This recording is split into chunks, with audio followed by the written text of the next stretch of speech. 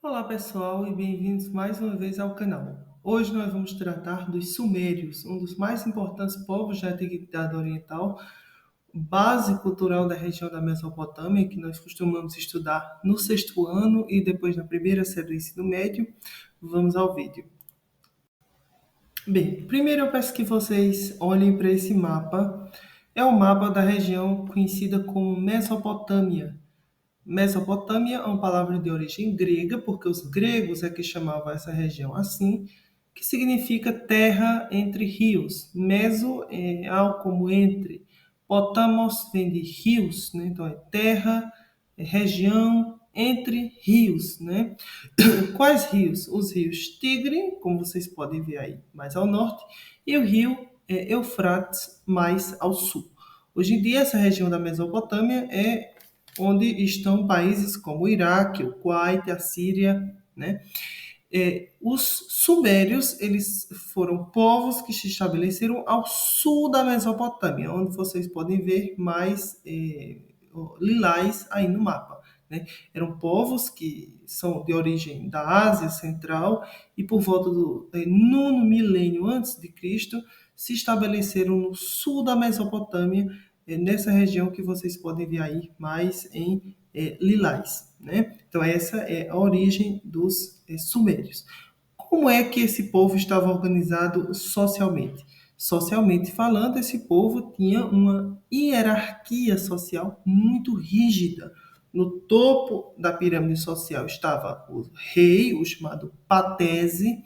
Logo abaixo tinha os nobres, os grandes sacerdotes, os escribas, né? Nós vamos falar daqui a pouquinho eram os escribas quando nós comentarmos sobre a escrita suméria.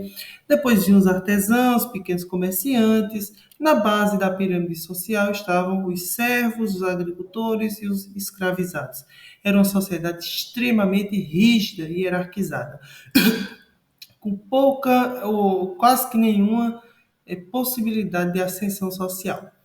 Do ponto de vista político, os sumérios eles nunca formaram um império sumério ou então um reino sumério. Politicamente, os sumérios estavam organizados no que nós chamamos de cidades-estado. Eram cidades autônomas, né? E cada uma com seu governo próprio, cada uma com seu rei. Eram várias, né? Lagash, Uruk, Eridu, né? Aí no mapa vocês podem ver algumas, né? Eram cidades-estado, que são cidades autônomas, cada uma com seu próprio governo, com suas próprias leis. E o que era que fazia com que todos esses povos dessas cidades tantas fossem sumérios? A cultura, a língua que eles falavam, né, a religião que eles praticavam, os aspectos culturais, pessoal, é o que fazem com que um povo ele seja considerado aquele povo, principalmente, né? Então, sociedade hierarquizada, política organizada a partir da estrutura que nós conhecemos como cidades-estado, autônomas. Em geral, reis, né, no topo, o chamado patese, né? Do ponto de vista da cultura, os sumérios foram muito importantes para a história da humanidade. Eles foram um dos. Existem muitas discussões no campo da história se os sumérios foram os primeiros, ou os primeiros teriam sido os egípcios, ou os chineses, enfim. Mas o que nós sabemos é que, definitivamente, os sumérios eles foram um dos primeiros povos da história da humanidade a criar um sistema de escrita, né? Que nós chamamos de escrita cuneiforme. Eu quero que vocês olhem para essa imagem aqui abaixo, daí onde tem escrita. É uma tábua de argila com escrituras em cuneiforme. Por que se chamava assim essa escrita cuneiforme? Porque os sumérios pegavam pequenas lascas de madeira em formatos de cunha e grafavam a escrita na argila ainda não seca, né? Ou seja, ainda um pouco molhada, fazia a sua escrita, depois esperava secar, virava, né, um documento escrito, né? Então, escrita cuneiforme por conta das cunhas de madeira que eles utilizavam para fazer essa escrita que nós chamamos de escrita cuneiforme, né? Essa escrita foi muito importante para a história da humanidade porque serviu como base para as escritas dos povos que foram dominando a região da Mesopotâmia ao longo do tempo. Então, muitos documentos importantes foram escritos a partir dessa escrita, que é a escrita cuneiforme. Nós temos, por exemplo, um livro chamado A Epopeia de Gilgamesh, um grande texto, né, que foi escrito há muito tempo lá na região da Mesopotâmia, que conta a história de Gilgamesh. Gilgamesh, um rei da cidade de Uruk, né? E nesse texto, ele, o rei Gilgamesh, da cidade de Uruk, ele vive uma aventura, uma epopeia em busca da sua imortalidade.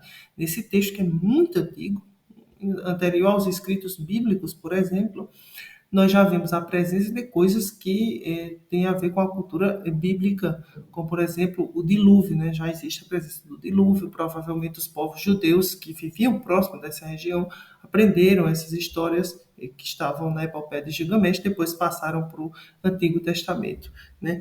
É, é, Textos muito importantes, como por exemplo, depois, né, mais na frente, os babilônicos vão escrever o Código de Hammurabi, um dos primeiros códigos escritos da história da humanidade, aquela história de olho por olho, dente por dente, também foi escrita em escrita cuneiforme, ou seja, os sumérios eles foram muito importantes, não apenas porque eles criaram um dos primeiros sistemas de escrita da história da humanidade, mas também porque essa escrita influenciou e se perpetuou ao longo do tempo na região da Mesopotâmia, a partir dos povos que foram dominando aquele lugar, né?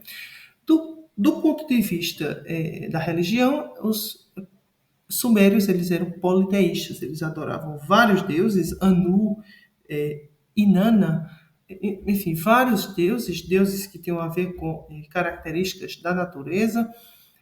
Isso era comum naquela região, a região da Mesopotâmia era uma região com muitos povos politeístas.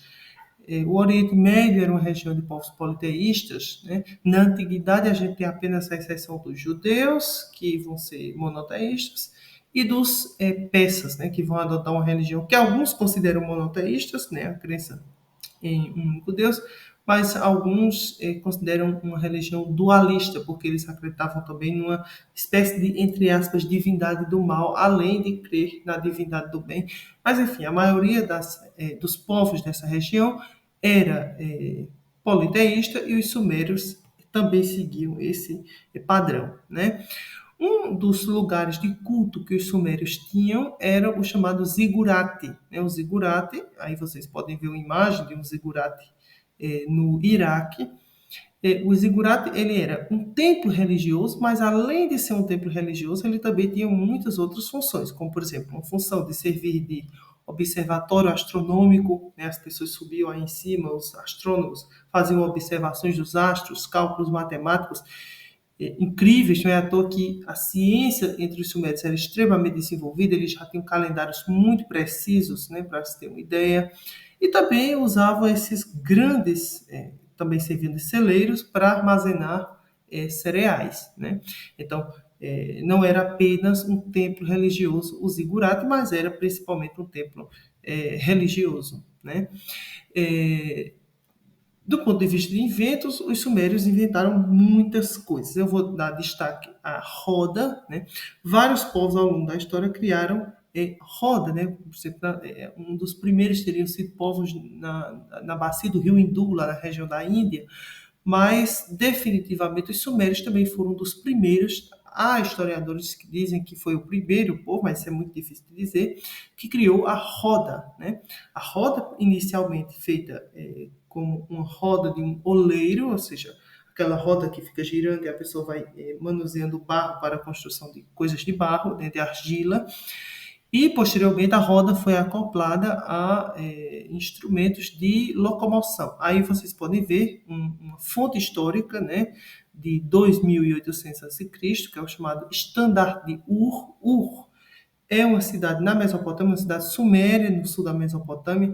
Uma curiosidade é que Abraão era de Ur, né? Abraão, um personagem importante da história hebraica, era de Ur, na Mesopotâmia. E aí vocês podem ver um estándar muito interessante em que mostra-se uma carroça com cavalos, né? Uma carroça de guerra, e a presença desse instrumento que foi muito fundamental para a história da humanidade, que é a roda, né? Do ponto de vista da economia, era uma sociedade que se estruturou a partir da agricultura, né, principalmente tâmara, cevada, enfim, trigo, né, pecuária, criação de gado, de cabras, né, e para a feitura dessas atividades agrícolas, eles desenvolveram, a partir dos rios que existiam na região e que eram fundamentais para essas práticas, o que nós chamamos de obras hidráulicas. Hidro vem de água, né? Ou seja, obras hidráulicas tem a ver com obras que envolvem água. Então, grandes canais, grandes diques. Foi um povo que desenvolveu uma arquitetura, um urbanismo muito interessante, né? Grandes canais, diques, para poder fazer essas práticas de agricultura e de pecuária. Aí na imagem vocês podem ver um exemplo de um canal que eles desenvolveram. Né? Para aquela época, uma coisa muito avançada. Né? Do ponto de vista de trabalho, não era uma sociedade escravista, ou seja, escravista é quando? O que é uma sociedade escravocrata? Em geral, é quando existe uma quantidade muito considerável de escravizados naquela sociedade e as atividades econômicas fundamentais que movimentam a economia principalmente são feitas por mão de obra escravizada. Por exemplo, o Brasil imperial era uma sociedade escravocrata, porque nós tínhamos não apenas uma quantidade considerável de escravizados, mas, além disso, as atividades econômicas principais, por exemplo, produção de café, né, antes de cana-de-açúcar, depois café, eram feitas principalmente por mão de obras escravizadas. No caso da Mesopotâmia, e especificamente aqui dos Sumérios, eles tinham escravizados, principalmente escravizados de guerra, né, dívidas, mas a principal forma de trabalho era o que nós chamamos de servidão coletiva. O quê?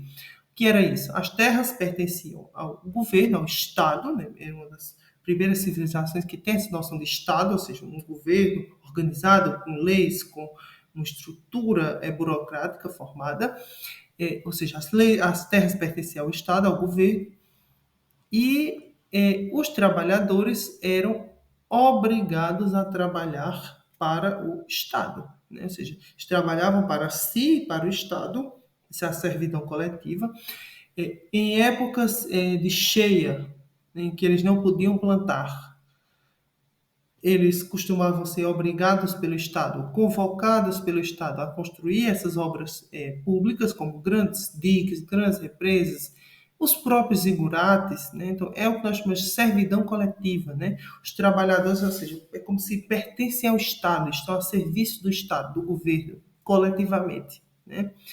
E vigorou também naquela região o que nós chamamos de economia redistributiva. O que é a economia redistributiva?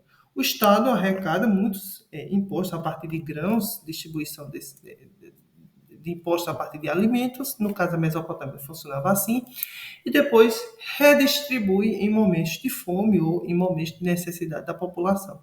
É a chamada economia redistributiva. Né?